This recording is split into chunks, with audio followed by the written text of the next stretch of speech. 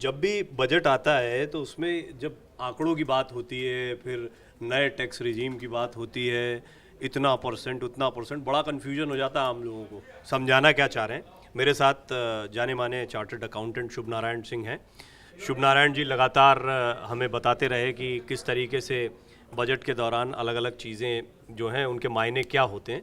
तो आंकड़ों से यहाँ पर एक न्यू टैक्स रिजीम और ओल्ड टैक्स रिजीम जो दो शब्द आते हैं उसके मायने क्या होते हैं और क्या बदलाव आया है वो आपको शुभ नारायण जी यहाँ पर बताएंगे। शुभ नारायण जी आपका स्वागत है। और अभी आप कुछ ये गणित यहाँ पर लिख भी रहे थे व्हाइट बोर्ड पर, तो मुझे बताएं ज़रा दर्शकों को कि क्या इसके मायने होते हैं और आज जो कुछ हुआ है जिसको माना जा रहा है कि बड़ी राहत है मिडिल क्लास को, वो कैसे समझा जाए। इसमें क्या था पुराना टैक्स रिजीम और क्या है नया टैक्स रिजीम।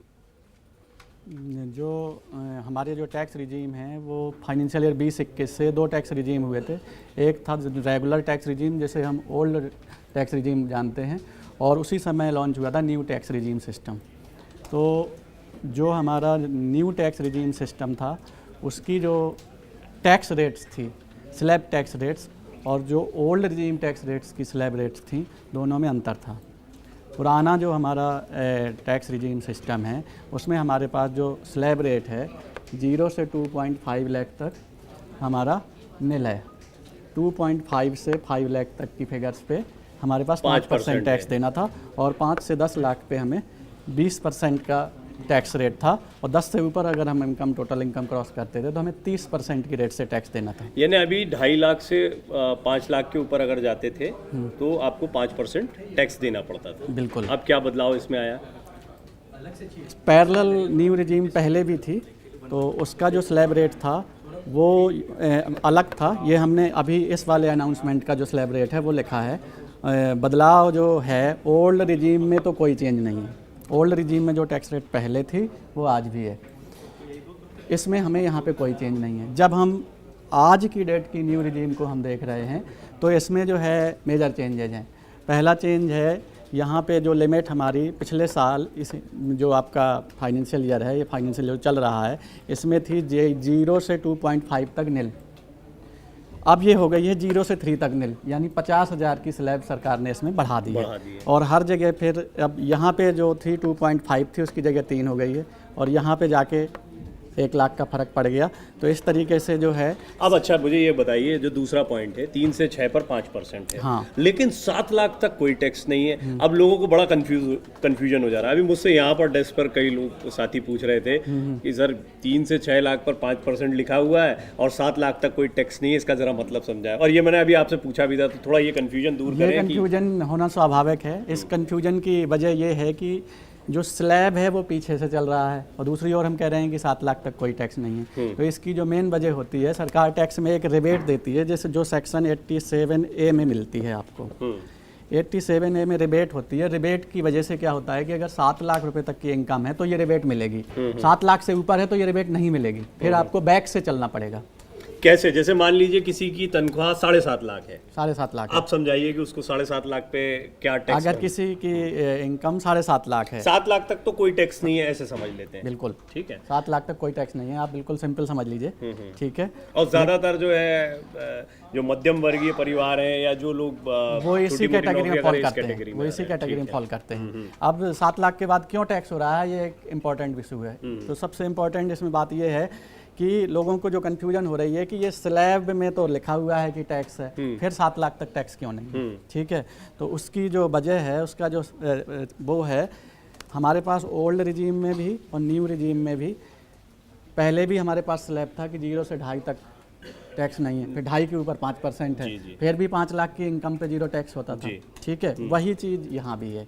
यहाँ पे क्या है, अब आप मुझे तो एग्जाम्पल से समझा दीजिए कि किसी की 7.5 लाख है तो उसको कितना टैक्स देना है, क्योंकि 7 लाख तक 0 है। अब 50,000 मान लीजिए उसको ज्यादा मिल रहा है, तो क्या उसको टैक्स लगेगा, और टैक्स लगेगा तो कितना लगेगा, और किस हिसाब से? अगर हम इसको वो कंप्यूटेशन कैसे होगा? इसको हम इस चीज़ से अगर समझें कि अगर किसी की इनकम जो है 7.5 लाख है तो उसको कितना टैक्स लगेगा। हम बात करते हैं टोटल इनकम की जी।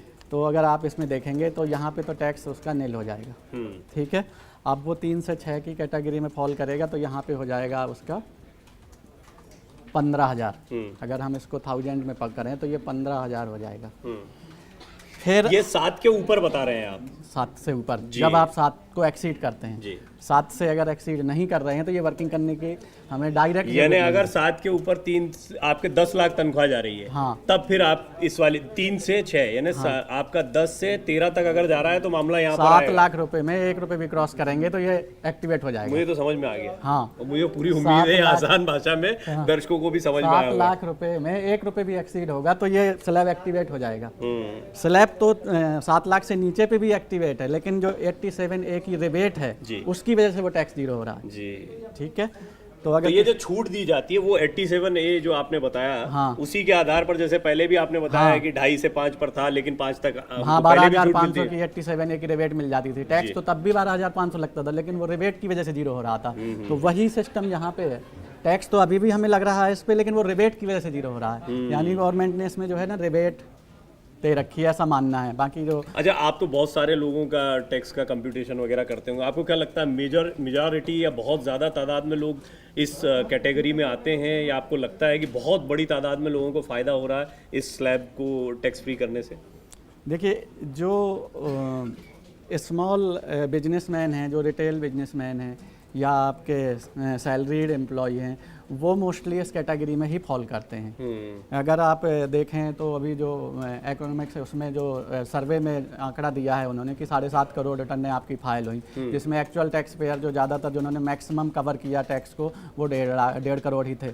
तो ऐसी सिचुएशन पे जो हमारा जो ये वाला है 7 लाख तक मैक्सिमम मीडियम वर्क जो होता है वो कवर हो जाता है जी। और एक गवर्नमेंट ने एडिशनल बेनिफिट भी दिया है कि अगर सैलरीड एम्प्लॉय हैं तो उनको स्टैंडर्ड डिडक्शन इस रिजीम में भी मिलेगा।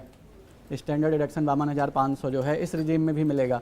तो अगर उनकी इनकम 7.5 भी है तो स्टैंडर्ड डिडक्शन मिलने के बाद वो 7 के नीचे आ जाएगी तो फिर से टैक्स जीरो हो जाएगा।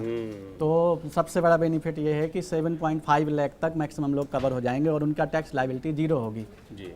तो मुझे पूरी उम्मीद है कि आप लोगों को समझ में, आपको बहुत बहुत धन्यवाद आपका कि आपने बड़ी आसान भाषा में इसको समझाया। कोई चीज़ रह गई हो और दर्शकों को बताना चाहते तो आप बता सकते हैं। आप पूछ रहे थे कि अगर किसी का जो टैक्स है टोटल इनकम 7.5 लाख है तो क्या टैक्स बनेगा उसमें। तो 3 से 6 पे तो उसका 15,000 हो गया जी। फिर 6 से 9 के बीच में वो 7.5 आएगा ठीक है। तो यहाँ पे कितना हुआ 1.5 लाख तो 15,000 और टैक्स हो गया। तो 15,000 यानी 7.5 लाख इनकम है तो 30,000 का उसका टैक्स बन गया जी। प्लस जो सेस लगता है वो अलग से लगेगा। तो आसान भाषा में यही है कि 7.5 लाख रुपए तक के लिए सैलरीड क्लास के लिए बड़ा एक ऑफर दिया है सरकार ने। राहत की बात है। बहुत बहुत धन्यवाद शुभ नारायण जी आपका। दर्शकों का बहुत बहुत धन्यवाद, लगातार हमारे साथ बने रहें। अगर आप ये वीडियो YouTube पर देख रहे हैं तो हमारे चैनल को सब्सक्राइब करें और बेल आइकन को दबाना ना भूलें। अगर आप Facebook पर ये वीडियो देख रहे हैं तो हमारे पेज को लाइक करें।